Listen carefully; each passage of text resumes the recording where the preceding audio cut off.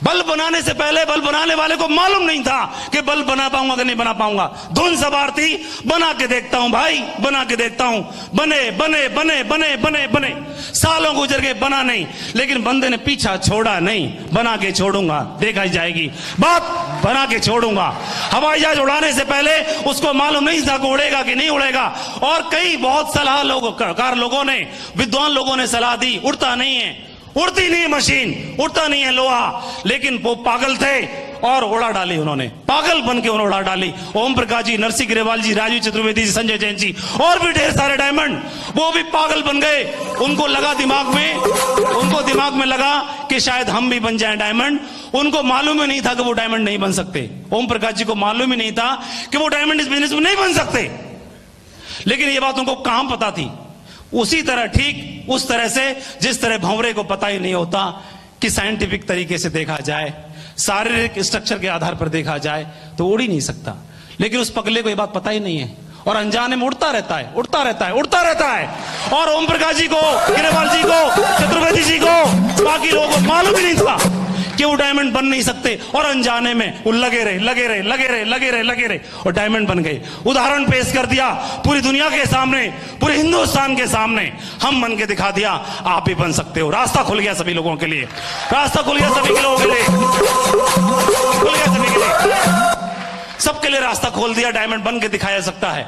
और दोस्तों, हमने उनको देखा इस बिजनेस में डायमंड बनते हुए। एक ही दिमाग में भूत सवार था, डायमंड बनना है चाहे कुछ भी क्यों ना हो जाए।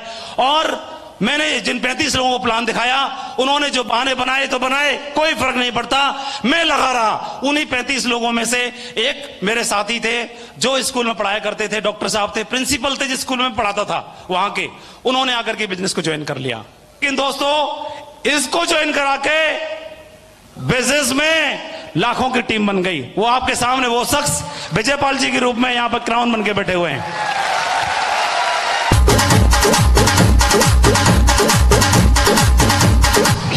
दूसरी चीज, उधर मैंने ज्वाइन कराया, उधर भी बल्ले बल्ले हो गई, लाइन लगना शुरू हो गई, डायमंडों की बौछार आना शुरू हो गई। 5 साल में मैं डायमंड बन गया, डायमंड बना, घर में खूब खुशियां। कर्जे की बात छोड़ो, अलग कर्जे को जड़ से उखाड़ के फेंक दिया, सबका हाथ खत्म खल्लास, घर में पैसे खर्चा। ऐसे करके घर में कार, मोटरसाइकिल, ये वो, पक्का मकान, ये मकान, वो मकान। पहले पिताजी थे तो सारा खर्चा हमारी पढ़ाई पे किया करते थे, तो हम लोग कच्चे मकान में रहते थे। तो एक दो रिश्तेदार वगैरह जो समझदार टाइप के रिश्तेदार होते हैं, तो पीछे बोलते होंगे तो मुझे मालूम नहीं, एक बार मेरे सामने ही बोल दिया कि तुम्हारे बाप ने क्या कर लिया है, नौकरी है, एक पक्का कमरा नहीं बनवा सके। तो वो हमारे पिताजी प्रमोशन लेते नहीं थे, ट्रांसफर पे जाते नहीं थे, क्योंकि बच्चों के संस्कार कौन देगा, बच्चों से दूर हो जाऊंगा इन 5 से तो गड़बड़ हो जाएगी। तो हमारे चक्कर में उन्होंने सेक्रीफाइस किया, प्रमोशन नहीं लिए, और वो सारा खर्चा हम लोगों पे करते रहे, हमारी पढ़ाई पे। तो उन्होंने बोला कि मेरी दौलत, मेरा सब कुछ, ये बच्चे ही हैं। और तो मेरे दिमाग में था कुछ भी हो जाए भाई, मकान पक्का जरूर बनाना है एक बार।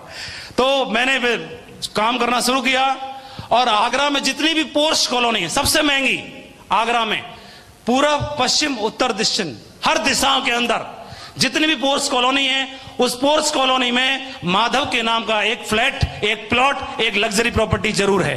10 करोड़ रुपए की प्रॉपर्टी पिछले 11 साल में सिक्योर लाइफ की कमाई से आज उसी घर में है।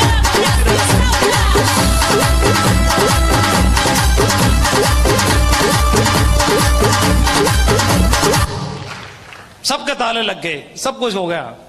मैं डायमंड बनने का सपना देखा था, मेरे को कई लोगों ने सलाह दी, डायमंड भाई डायमंड, हंसते थे। डायमंड दूर से देखने की चीज होती है, बनने के लिए नहीं होते, ठीक है? इतना ऊंचे मत उड़ो। डायमंड बनने के लिए नहीं होता, ऊंचे उड़ने के लिए नहीं होता, दूर से देखने के लिए होता है। विरले लोग होते हैं, इक्का दुक्का होंगे और कैरियर बर्बाद हो जाएगा, जिंदगी बर्बाद हो जाएगी। बनने के लिए सोच भी मत लेना। जिसको ये सलाह दी मैंने ध्यान नहीं दिया, मैंने सिर्फ ऊपर वाले का धन्यवाद, भगवान का धन्यवाद, मेरे घर वालों का धन्यवाद, पेरेंट्स का, सिक्योर लाइफ के डायरेक्टर्स का बहुत बहुत धन्यवाद, मेरे सभी अपलाइनों का बहुत बहुत धन्यवाद। और इस शानदार सिस्टम को बनाने के लिए, शानदार ऑर्गेनाइजेशन को बनाने के लिए शानदार टीम मेरे साथ में, सभी लीडर्स का बहुत बहुत धन्यवाद शानदार टीम बनाने के लिए। उसी के साथ में न बोलो बल्कि वो डायमंड बना, उसके साथ में 100 डायमंड का क्लब कंप्लीट होने के लिए जा रहा है। 100 डायमंड। क्यों मैं ही अकेले 8 लाख रुपए महीने का नहीं कमाता, 1 करोड़ 4 लाख रुपए महीने न बल्कि मैं कमाता हूं। मेरी टीम में बैठे हुए यहां पर सभी डायमंड्स आज इस इनकम को ले रहे हैं और अपनी जिंदगी में वो सब शान और शौकत की जिंदगी जी रहे हैं। ये बिजनेस बहुत खूबसूरत है। इस बिजनेस में समृद्धि, संपत्ति, समय और सम्मान, ये चारों चीजों को का समागम मिलता है। जिंदगी में सारी चीजें हो जाती हैं। मैं जब छोटा था तो आगरा में एयरफोर्स का मेला लगता था। जो लोगों ने हवाई जहाज नहीं देखा वो 1 किलोमीटर दूर से हवाई जहाज देख लें। तो 5 रुपए की टिकट लेके बड़े भैया मुझे लेके गए, चल तेरे को हवाई जहाज दिखा के लाता हूं। तो हवाई जहाज देखने के लिए जाली में से 1 किलोमीटर दूर से, वो खराब वाले खड़े रहते हैं उधर वो खड़ा है दूर से, तो दूर से भी छोटा ही लग रहा था 1 किलोमीटर दूर से। तो बोला इतना ही छोटा होता है, इसमें कितने लोग आते होंगे? बोला जो भी आते होंगे। कौन सा भैया बैठे तो उनको पता था इसमें कितने आते। तो ऐसे दूर से देखा था, भगवान जाने। लेकिन ऐसे साधारण से परिवार के लोगों को भी खूब देश विदेश की यात्राएं हो रही हैं, खूब फ्लाइट से जर्नी हो रही हैं, खूब जिंदगी में शान और शौकत है। 26,666 रुपए पर डे की आमदनी है भाई साहब। ठीक है जी। थोड़ी देर और 26,666 रुपए महीने में नहीं, हर दिन की आमदनी है भाई साहब। राउंड फिगर में अगर लगाते हैं तो दिन में 24 घंटे वर्सेस 24,000, 1 घंटे का 1,000। रात को पिक्चर देखने गए थे तो थिएटर में 3 घंटे रुके, लोग खर्च करके आते हैं, अकाउंट में 3,000 रुपए जमा हो गए भाई साहब। ऐसे बिजनेस में हैं हम।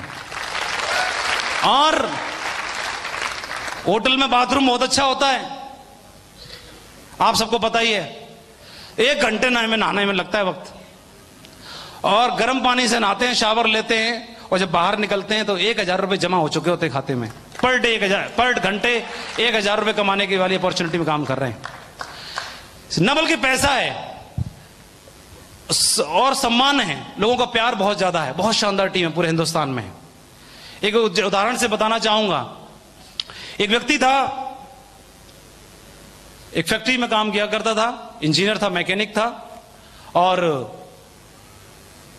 अचानक उसे पता चला कि उस फैक्ट्री का जो फ्रीजर प्लांट है उसमें कोई मिस्टेक हो गई, प्रॉब्लम हो गई है, तो सही करना है। इतना कमिटेड था वो बंदा, तो फ्रीजर प्लांट के अंदर एंटर कर गया और उसको ठीक करने में लग गया। और जब तक ठीक हो नहीं गया तब तक वहां से निकला नहीं। इस कार्य में उसको करीब 5 घंटे का वक्त लग गया, और तो उसे पता ही नहीं चला कब शाम हो गई और कब फैक्ट्री बंद हो गई। फैक्ट्री बंद हो गई, उसने देखा घड़ी में रात के 10 बज गए और फैक्ट्री तो 6 बजे बंद हो गई, ताला लग गया। पूरे 500 लोगों का स्टाफ फैक्ट्री बंद करके चला गया।